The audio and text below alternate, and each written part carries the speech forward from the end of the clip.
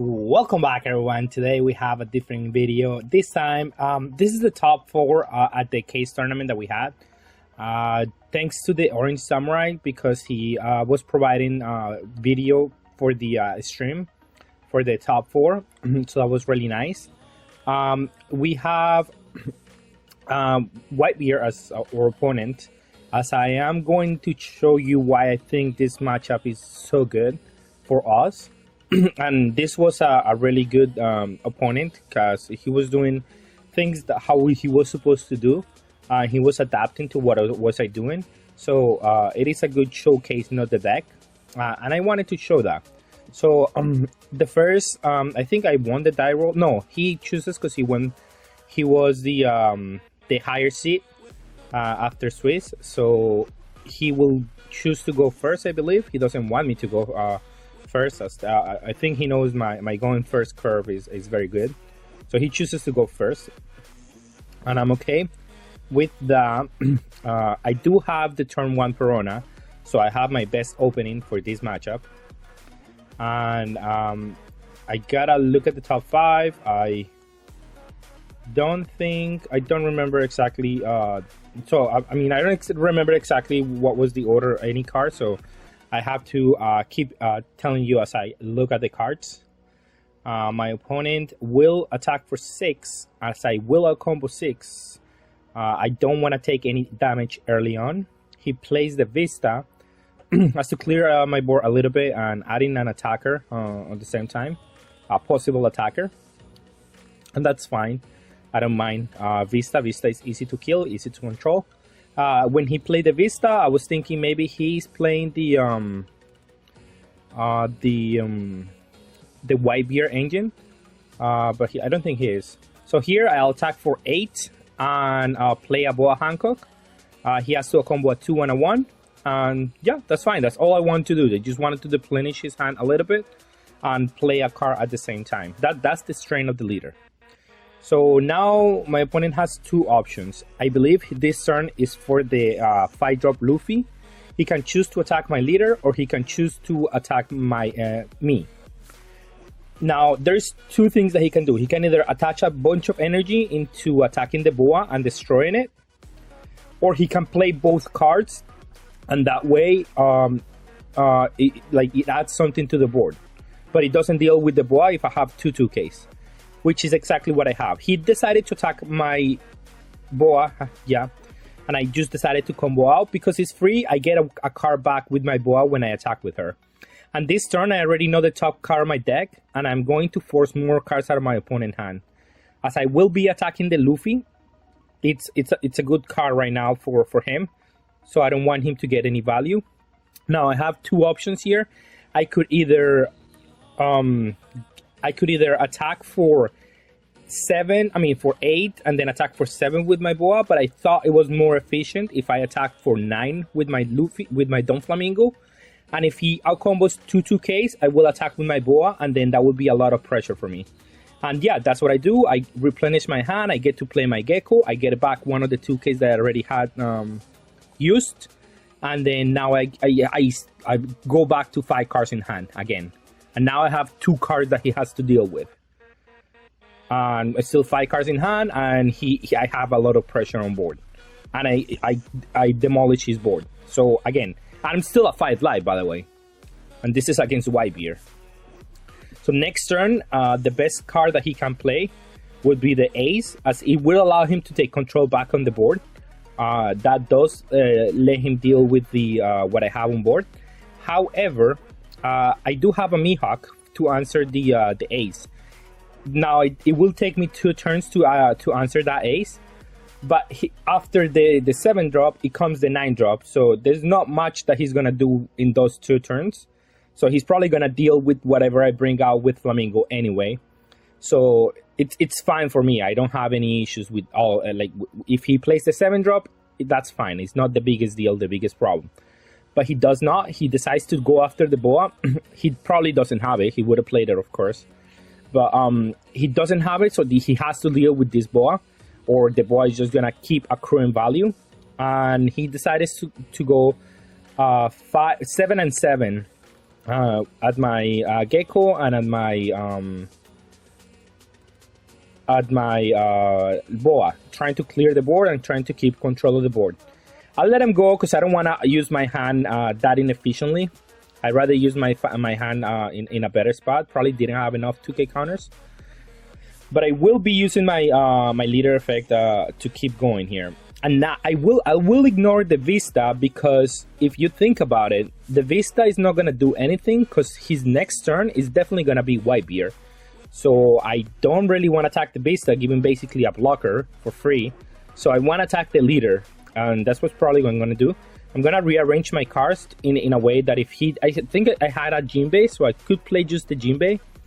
And arrange my cards in a way that if he destroys my Jinbei, if he doesn't have the 9-drop by any case or way or whatever happens, at least I will be able to, if he destroys my Jinbei, I will be able to answer back the Vista and just get free value out of that.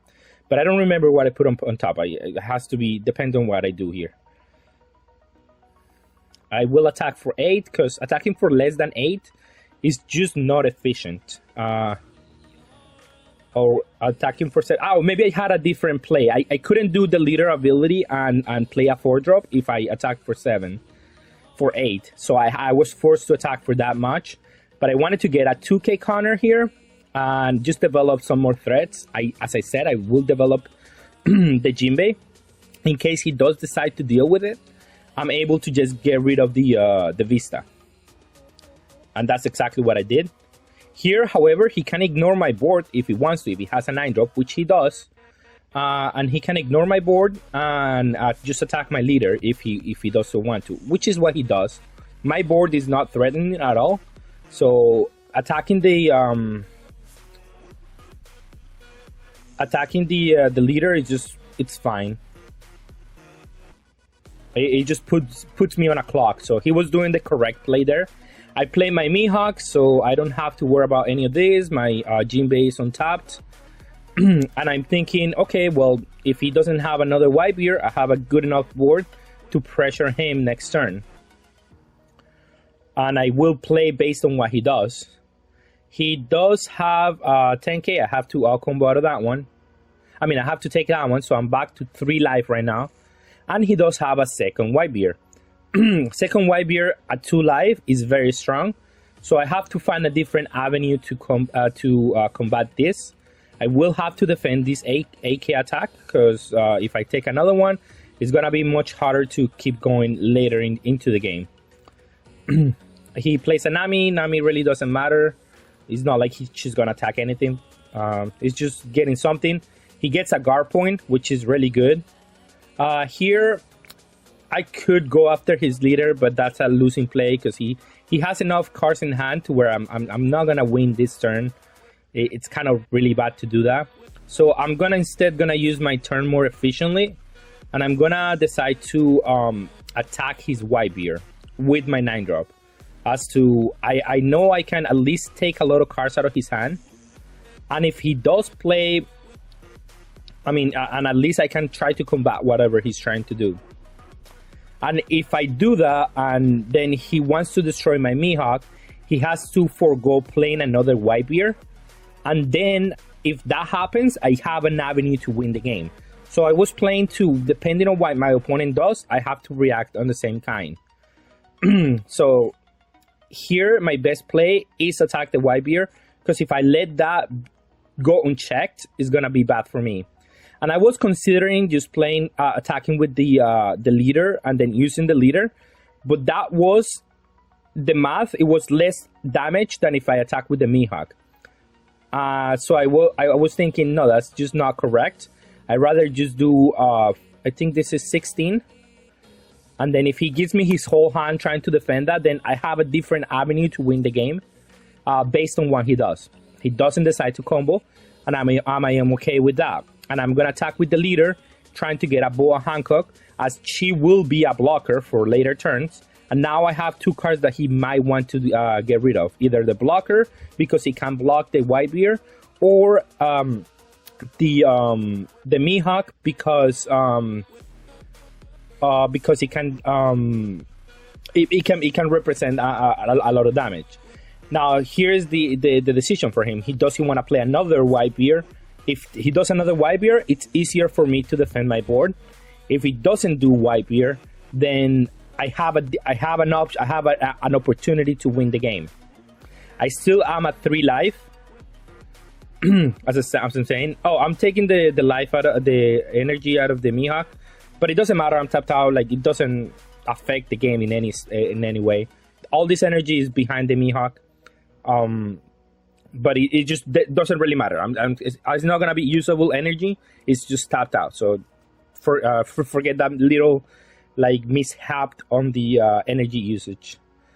Now I'm sorry. So my opponent does decide to play a third White Bear, and at this point I am a little bit concerned because the third one it's a problem, but I still have to play for my outs, and my best outs here would be, okay, so he attacks the Boa because he knows that's a blocker for the White Bear. And I have to, I could defend this one and then force him to attack the Boa with the White Bear. And that's what I do, as I know she can get me more value. And then basically she blocked an attack. She basically blocked the White Bear for a 9k worth of power. So I got some energy trait there. Here, I don't know the top of my deck. So I was not gonna risk it, and I have to buy another turn. And if he has a 4th White Bear, then yeah, you got me. That's just game. There's not much I can do. He does have an untapped energy, so I have to go with everything, so he doesn't just automatically just defend that one. And then at that point, I am on a big risk of dying. So I just take my turn off and destroy his White Bear, and then I'm still at 3 lives, so these 3 cards don't do enough. I have a good enough hand size where I'm not probably gonna die on a random 3 attacks. His leader is now at 6k, so it's much easier to defend. And then here is just, it doesn't seem like he has another White Bear, because he wouldn't play a Nami instead of keeping up like a beam. But I know in his hand he has a Radical Beam, and he has a guard point, and it would seem like a bunch of 1k and 2k counters. So he looks extremely favored in this matchup right now because he was able to play 3 White Bears. Again, that's probably the only way that they can actually win this matchup. But I have been able to control the board to where, like, at least he has 2 less White Bears. And now he's about to take 2 more life, and I can leverage the fact that I have a lot of attackers to come back into this game. He is going to use the Nami, I think, as an attacker. Oh no, he's just gonna attack with a White Bear to KO my Mihawk. Okay, so he knows okay, he kills my Piranha and he kills my Mihawk. So I'm okay with this. Again, I haven't taken any damage here. He attacks for 7 at my leader, and then he keeps 3 energy up for 3 different Radical Beams. So this is when this is the opportunity that I was waiting, so I can start pulling ahead.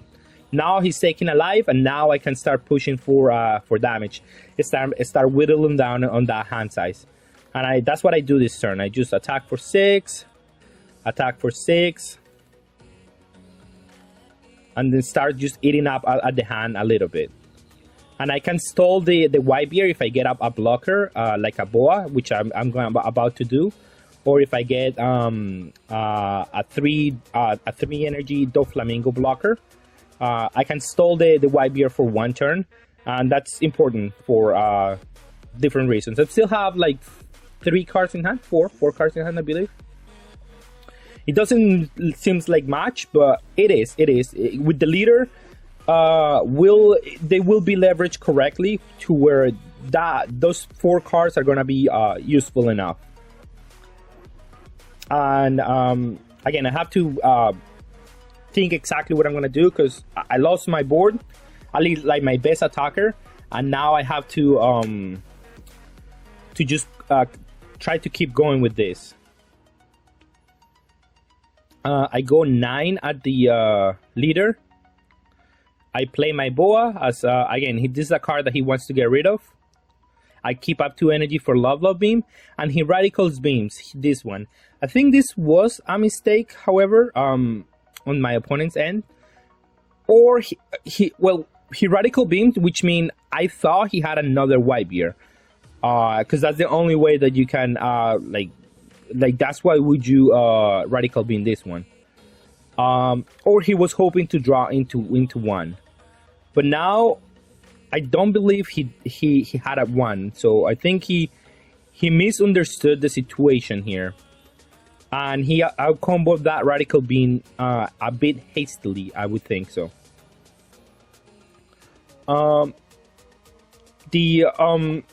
Here, if he doesn't deal with my board, I'm gonna be able to keep pressuring him. And in order for him, I'm still at 3 life, mind you. So I'm gonna be able to leverage my board more efficiently than he can, because he either has to destroy my board, or I'm gonna get 3 attacks on him. That's 3 cards from him, and I may be able to defend 1 or 2 turns. I steal, and if I get a blocker, I can maybe get even more turns instead of whatever I have. And he does have to get rid of the Boa, because that's another card that is giving me advantage just by attacking or just by blocking. It is a difficult decision here. You do have to either go for face and hope that I don't have the right blockers, or go for my board and just elongate the game to where I actually kind of want to do that. I want you to elongate the game a little bit, because I am better at grinding than my opponent is. So I think he decides to just use the Namis, because I don't think he has any rushers right now in his hand. So the best thing that he can do is just attack with Namis. Yeah, that's what he does. He goes 5k at everything. But I do have 5k, so maybe if he would have attacked for 7k, it wouldn't be better maybe. He attacks for 7. One of the cards, I just use my Love Beam to draw cards. And he attacks my leader. Puts me on, okay, next turn, in a few turns, you better have it. And yeah, it's difficult, but now he's at 0, and I can start trying to go for game. The Love Beam, I think I rearranged incorrectly here, because the Love Beam drew me the card that I wanted to play. But I can put myself back into the right card with Boa, because I don't want him to attack with the Namis again. So I do have to get rid of them. But I think the most efficient plays are going to be attacking here for a bunch, trying to use as many counters as he can, and then play a blocker, I think is what I play. I play something else, I believe. But I am going to go for big numbers, because now he doesn't have anything to stop me. And I just want to... I'm still at 2 life. He has to get through my Boa. And he has to play a rusher to kill me, so I know I can maybe whittle down his hand with 2 big attacks. And that's what I'm going to try to do. I'm going to attack, and I'm not going to use my leader. I'm just going to keep 2 energy up, it seems like. He does use a beam. He does use another beam. Or a guard point. And he still needs to use a 2k, I believe. A 2k and a 1k? No, just a 1k. Okay, and then okay, so that's that. He only has 4 cards in hand now, so I just need to survive next turn, and I should be able to go for game. He does have an ace now. He didn't play that last turn. Maybe he wanted to just get value out of the Namis, hoping that they distract me enough to where it didn't matter. But I was not gonna let him. Actually, I don't have anything. I kept 2 energy up as a distraction for him to think about the fact that I maybe have yeah, as you can see, I have no Love Beam. So he did have a rusher, and he probably, but I did have the Robin. I'm sorry, the Boa Hancock. So what I was thinking is, if he plays the ace, he has to first use the leader ability. I'm at 2 life, remember. So he has to use the White Bear ability to KO my Boa. And then that has to be the first damage that I take, which I'm okay with. even if I don't have the yeah, that's what happens. I can take this one because this one is 12, but that's much easier to take. And then he attacks for 7, but I just have to out-combo 1-7 to win this game. 1 and 2. So that was my reasoning behind it. And then yeah, he loses because he cannot take my last life. And then next turn I can just go 15 a leader. So that was a lot of maneuvering behind that win over there. Let's go into the next game.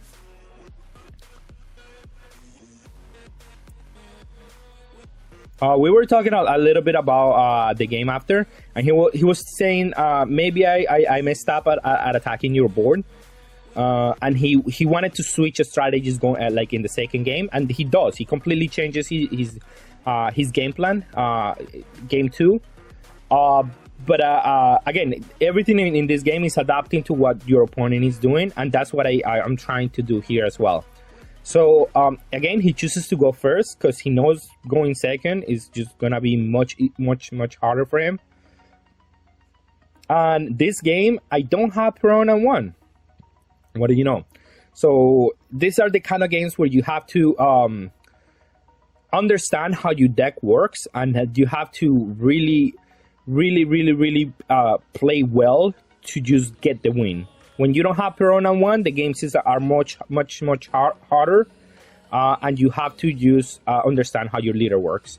Instead of playing anything else, he just attacks with a lot. I just use my blocker, so that was a good timely drop on my end. I'll attack for 6. I don't want to hit anything out of life that is annoying. He probably wants to combo. Yeah, he still wants to combo. He still wants to get at a good life total after that. I do have my Flamingo. He didn't see this card in the first game, so he doesn't know how punishing this card is against the 9-drop. I mean, of course he knows because he knows the cards exist, but he hasn't played it with this leader, which is another blocker, another life that he gives me when I'm playing against Whitebeard. So that's one of the that's what I'm saying. Like this deck has a lot of blockers that get around the 9-drops ability. And that is huge. That is something that just not every leader can do that. He attacks for 7. I believe I'll take this one, as I don't want to use this blocker specifically too freely. And I don't really want to combo the cards on my hand. So yeah, I'll take the 1 life. So it already looks a little bit more different when the first game looked like. And he's putting the pressure now. He did draw the Frankie. And he didn't have a Luffy, but at least he has a Frankie, and he will be able to, I think if he plays a Luffy Rush next turn, he'll be able to have 2 cards on board and exert a lot of pressure, right? And as I was saying, I'm attacking for 8. Now I'm asking him if he wants to take a life. I do play a Gecko, as Gecko allows me to either beam my leader. What I mean with beam my leader is like, okay, so he takes it. And I play a blocker, and I keep up 1 energy for my, what is the name of this card? The Espada. So here, my opponent has a good hand now. He's going into 7 energy. He could play an Ace, try to kill my Gecko Moria that way. But I will protect my Gecko Moria because it's my only avenue of pressuring my opponent this turn. And I'm going to need 2 AK attacks to get rid of his board next turn. I mean, it's probably not going to happen. But at least I'm going to be able to pressure his board and not going to have to take that much damage by my opponent. So I do have 2 blockers, which is good. Forcing he does have the Luffy, and I think he's considering not playing it. So he attacks for 6 at probably my leader. He doesn't want to deal with... He doesn't want to be in my leader. Yeah, he attacks my leader for 6. And as he was saying, I think I have to ignore your board a little bit. And I say, well, he's attacking my leader again for 6. I could combo another 6k. And then I was thinking, maybe if he does a Luffy with unblockable, then that's going to be bad. But he does want to keep up 1 energy so he can defend his board. And I'm okay with this. I can just block the Luffy that way. I'm still a 4 life, remember. And I do have 2 good attackers here. So let's see. And I've still kept my my other blocker on hand. And I have a decent hand size to where that's not going to be an issue. I'm attacking for 8. and I'm playing another blocker, so now he has to divert attacks into these blockers because they actually matter, and he does have to attack those blockers. And he uses the one of the guard points, as I have to start whittling them down. At some point, he's gonna have to use them, and this is the way that I'm gonna have to do it. I do get a free look at the top 5 here, and I get to rearrange how I wanted the next couple of turns to look like. And my biggest concern here is that he is going into his 9-drop turn, so it's gonna be one of those turns where he plays the 9-drop, and then I have to play the Mihawk to answer the 9-drop. But if he does have these 2 attackers, then it's much harder for me to play the Mihawk. But here I do attack for 9 at the leader, not at the cards, because I know he wants to play the Whitebeard, and I have to. If I attack for 8, maybe at the Luffy, he just lets it die, and that's not good enough for me. So I do want to push the Whitebeard and put it at 0. And then force my opponent to either, if you play the Whitebeard next turn, I'm gonna attack with a lot of damage into your leader, and then force a lot of cards out of your hand because you're at 0 life and you don't have anything on top. So I'm gonna still force a lot of cards out of your life. I'm at 4 life, so maybe I can maneuver my game into those 2 things. Or if you want to defend this one, I know you're gonna play the Whitebeard, but at least you have minus all those cards from your hand. And that's good for me. That's what I want to do, and I have 2 blockers. So I'm trying to think of what his next play is gonna be and what he wants to do, and I'm trying to adapt accordingly for what he's trying to do. His board is scary, but it's not at the same time. I know what his next play is gonna be, so I don't have to be too much worried about what he's gonna do with those. I know he wants to attack my leader, and he wants to. I just attack for 6k and a 7k here. He attacks for 8, as it was expected. I used my blocker here, as it is the only thing that I can do. And now we start the same game that we were playing before, where I can lose a turn, play the Mihawk, but he does have 2 more attackers. So this time, I cannot just play the Mihawk. It's just not gonna do that much value. I don't think I even had the Mihawk in my hand, so it's not even that good. So I will just try to clear the board and play more cards that my opponent has to deal with. And this time he doesn't have that many cards in hand, so he does have to play back-to-back Mihawks to just back-to-back Whitebeards to be able to keep up with me. I'm able to play the Gecko Moria here for free. And then I attack for 8 into the other one, into the Frankie, just eliminating the pressure. Basically, the buffing the leader didn't do much, really, because, I mean, he lost that. And then I'm able to play another blocker. This one, it's hard for him to remove. So I'm feeling confident right now with my turns. I'm still at 3 life. And I know what my next couple of cards are going to be. Now, this game was a little bit harder than usual because he did have a good turn curve. He had the Whitebeard on curve. He had everything on curve. And he was doing everything correct. So, it was a bit more hard. It was a bit harder than usual. But most decks just lose to what this deck is trying to do right now. Like, if any other deck would have played against the curve that he did, they probably just would have lost, because Whitebeard after Whitebeard after Whitebeard is not something that any deck can feasibly beat consistently. It's something that only few decks can do, and Flamingo is definitely one of those decks. Here he does have, let's see, he's still at 1 life, so I'm still trying to play this game where I'm asking him, do you have another 9-drop? Because I want you to be at 1 life because of your own accord, and that's what I'm trying to do. So he attacks for 10, so I already know I'm gonna use the blocker here, and I want to try to defend the okay, so if he had it, I want to try to defend that one. I'm trying to play around these kind of scenarios. And then I go 1 2 3 4, and I have to do the same play. where I have to run him out of white beers because because of the nature of the game. Like if I let him on top with 3 cards and 2 of those 3 cards are 10Ks, it's gonna be much harder for me to win. And here I'm just still waiting until, because every time that he plays another white beer, if I attack his leader, it's just super.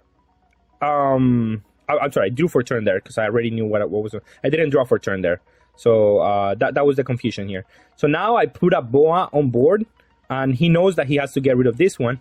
And I attack his white beer, not so much because I didn't want him to a combo, it's because I also have the law blocker. So if he does play another 9-drop, at least I can block one of the 9 drops with my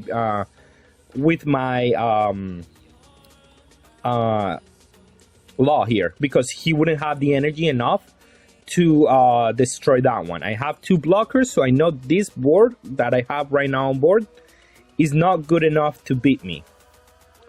And then I'm putting the opponent in to show me another 9-drop. You don't have that many cards in hand. And you have already used a lot of the radical beams. And you see how that was that important? Instead of attacking the leader and him taking the last life, because that's what it is, I just forced the radical beam out of his hand. And now I know he has 1 less. And if he doesn't have another 9-drop, he goes to 0, and he better show me another radical beam. He already used a lot of them. So I think that's where he's struggling right now, because he doesn't have one. And now it's really difficult for him to just keep going, keep doing the same. He doesn't really have game here. So he has to decide whether or not he wants to attack my board. Because the boa, if he doesn't kill it this turn, is going to be a problem next turn. And all of that matters in the great scheme of things. And if he has an ace is not enough. He can maybe destroy one of my blockers, the other one, but I mean, it's just not enough. I have 3 life, and I have I have 1 card in hand, so maybe it is enough. An ace might be enough to win this turn, but I'm not entirely sure, because if he does play ace, he goes -3 into one of them. The leader, the white beer, attacks and KOs one of them. And then the other one can be blocked. And then the leader attacks, takes a life. Yeah, no, it's not enough. It's 3 life, so it would not be enough. I have a blocker. I have basically 4 life because of the blocker. So even through an ace, I have 5 life basically, because I have 2 blockers and 3 life. So even through an ace, he can only get rid of one of my blockers, and that's still 4 life. So, and with an ace, it will be 4 attacks. So he has to have another defensive play this turn, or have enough counter power to be able to play to defend my Gecko Moria next turn. Now, whether he does or doesn't, that's to be seen next turn, of course. But he's thinking, because again, this is the last few turns of the game. This is where the game gets decided. Based on this turn is basically where we stand right now. Maybe he should have let the Whitebeard die, and that way he has another radical beam for next turn. Maybe that was the play. It's hard to tell. Because now he has only 2 attackers, and then still basically in the same spot. Next turn I have a boa, so he has to waste 1 attack in the boa. He attacks with the Whitebeard. I know now I can do this, because then that's just free for me to do. Now he has to play the ace, but again, it's the same problem as he had before. He does -3 on the blocker and -3 on the Gecko, I believe. But this doesn't solve his problem at all. He still has to use the ability on the leader to... but maybe he's trying to put himself in a position. But it doesn't really matter. Because I mean, he's trying to put himself in a position where he can win next turn based on what I do. I mean, the following turn. His following turn. Based on what I do. So he minuses both of them. He attacks the leader. Minusing the Gecko and attacking my leader. I'll take that one. and then I'm at 2 life, attacks for 7. I could take that one, and then I just attack for this one, and I say, no, this is the last turn of the game. If you have it, you have it. And I'll just go for 16 on the Gecko, and show me 16. And he does tell me he doesn't have it. He only has enough for not even close enough, actually. And then I was telling him, in case he play a blocker, I had already arranged that play for this turn, where I had already put the Teach on top. So if he did play a blocker there, I was gonna just attack with Flamingo and use the leader ability and attack for 14, and that had to have been enough.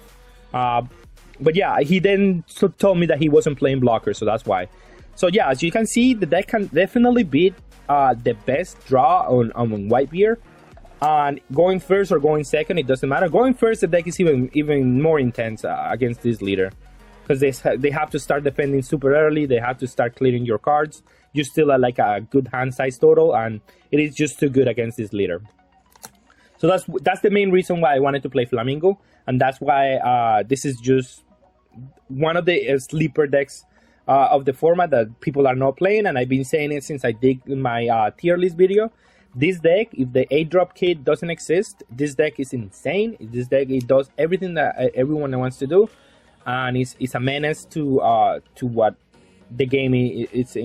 Like the fact that it basically draws 2 cards per turn, and also plays the card is just too much value. This leader offers too much value, and if you play the deck correctly and well, it's gonna give you a lot of results. With that being said, thank you all for watching. Have a good day.